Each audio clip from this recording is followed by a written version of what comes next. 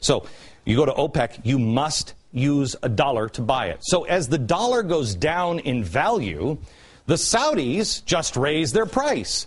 If it goes up, they lower the price. If it goes down, they raise the price. That's what's happening. It's not that hard to figure out. They raise their price in direct correlation of the falling dollar. The price of gas is not going up. The dollar is going down. Now, who is responsible for that? Who's responsible for the little red line here? Mr. Potter, the Federal Reserve. The news reports always say things like this. The euro hits a 16-month high. Oh, my goodness. The headline should read, the dollar is falling like a skydiver with no parachute, and Europe is the ground. How could the euro be gaining ground? To buy the British pound, it used to take $1.95. Today it takes $1.65. Well, wait a minute. Holy cow. Fold this paper in half and look at the correlation. It's almost as if the dollar going down makes the euro go up. Notice, it's almost identical. Everything in the world is measured against our dollar. Who's responsible for the value of the dollar going down and making the euro skyrocket? It's again Mr. Potter, Ben Bernanke. Here's a report on the dollar today. The dollar took a beating Wednesday, losing ground to a range of currencies, and it's falling to its lowest level since against the euro in 15 months. So we're flooding the market with trillions of dollars, and it's not having any positive effect. I mean, do you have a job at McDonald's? It was a big deal that McDonald's was hiring people. All it has done is make your dollar worth less, and soon worthless. It has also caused energy prices to rise, food prices to rise, enrich large financial institutions. The best thing you can say about the mass injection of cash is, well, we have delayed the inevitable collapse. That's why I was actually for the first TARP package for 3 days, because it did delay the inevitable collapse. But it took me 3 days to reverse myself, because I said on the third day, they're not warning you. They're not telling you to prepare. It's not a good thing to delay the collapse if you don't prepare. They're preparing. How do I know? Well, let's look at the stock market. Have you noticed the stock market's doing really well? Up 52 points, 12,506. Now, has anybody bothered to look into why the stock market is so high when clearly things on the ground, when businesses aren't doing well, with gas prices, everything else? How has the stock market stayed up in the middle of this? You look at the drastic rise of energy cost. I mean, America's outlook, it's good when our energy prices are going to continue to rise and go through the roof. D.C. already has $5 a gallon gasoline. There are reports of $6 on the way. The effects on that is more than just you driving to work and heating, which are huge. Everything that gets shipped will be higher. Food, clothes, everything that has to go onto a train is made in a machine. Your soap, everything is based in oil. How could it possibly be that Wall Street is going through the roof? Crude oil. Here's the average. Markets continue to rise. It's not phased. Well, let me show you a few events. Tunisia. Show Tunisia. Put Tunisia. Here's the Tunisian uprisings. Look at this. Tunisia uprisings. A little blip when you get to Egypt. The unrest in the Middle East. And Libya. There's Libya. Here's where we go to war in Libya. Boom. And then right back up. Now look at this. This is massive uprising in the Middle East, where all of our oil is. What the heck is going on? Obama's pumping more money to the rebels, and they appear to be losing, but the market continues to rise. Does it make the market freak out? What will? What caused this? What happened here? Well, the market kicked off a 2-month plunge, 17% loss. What sparked it? The end of QE1 was approaching, and the large financial institutions would lose their sugar daddy. Look at that.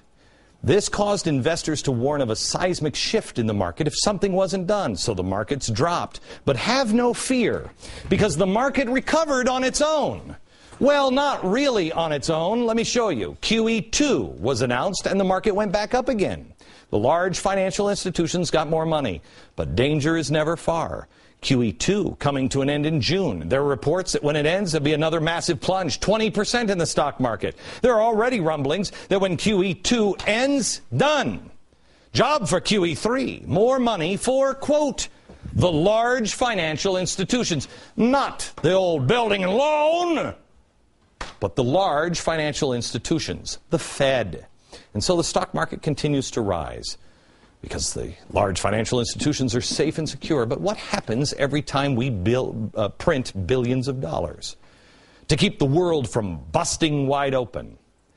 Your dollar becomes worth less. This is theft. Much more. Stay where you are. Did you get your money? No. Well, I did. Old man Potter will pay 50 cents on the dollar for every share you got. 50 cents on the dollar? Yes, cash. Cash. 50 cents on the dollar. My thesis is Ben Bernanke is Mr. Potter. There's an emergency, and he's paying cash. He'll help bail you out. The old building and loan. So how low can your dollar go? Well, in the last 8 years, your dollar has lost 21.4%. It's now worth 79 cents. Not a dollar, 79 cents. Let me explain it this way. If you wanted to have retirement and all you had in the whole world was $10,000, you had $10,000 and you had it sitting in an 8-year period, you had it sitting in the bank. Because they're inflating our money, they have just taken this much away from you. Stolen. It's gone. You now have $8,000. Mr. Potter has taken $2,000 of your hard-earned money. And where did it go? To the bank. You need to understand, the stock market goes up with quantitative easing. Why? They're playing with your money by making it cheaper. They are playing with your money. They also want to do this not only to get rich themselves, but also to keep the market up. Because if people realize the stock market is at 5,000, the jig is up. They'll start to say, whoa, whoa, what are you guys doing over here? But that's a stupid sign for all of us that things are good. And if you freak out, then what do? Well, then you figure this one out. What do? You start buying gold. Yeah. I told you to be prepared. Oh, geez, how many years ago?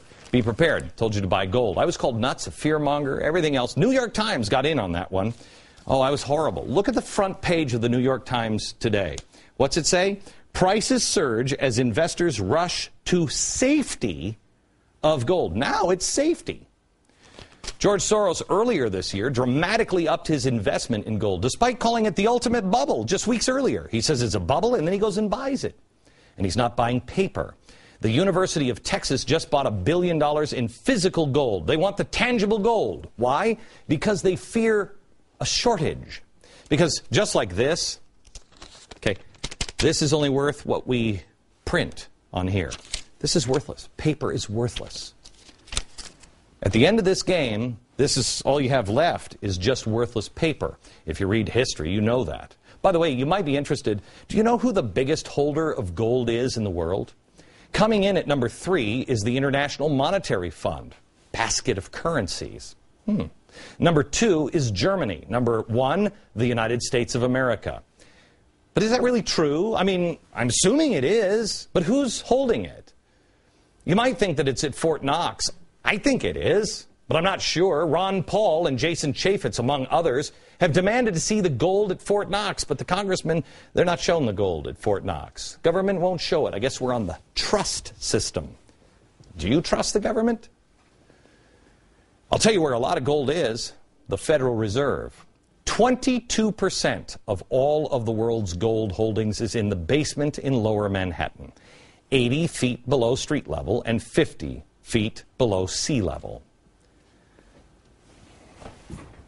You're told not to buy gold. They have 22% of the gold. They keep making your dollar worth less and telling you not to do it. Not to, what is it the New York Times says? Rush to the safety of gold. wants to help, willing to bail things out. Citizens lose because of help. The goal is to get control of the town, to make it Potterville. I would wonder what the Fed's goal is. I mean, I'm sure it has something to do. It's benevolent, I'm sure. It probably has a lot to do with the golden rule. You know, he who has the gold wins. Coming soon, the first ever Glenn Beck quiz show. Think you could answer questions about the stuff Glenn's covered over the last 2 years? I talk about the dangers of big government, collective salvation, the Tides Foundation. If so, we'd like to put you to the test. Who does Glenn call the spooky dude? Spooky dude. Who does Glenn hate? Hate this guy. Who does Glenn love? I love him. Show off your Beck IQ and write in for tickets at BeckQuizShow@FoxNews.com. Do you understand?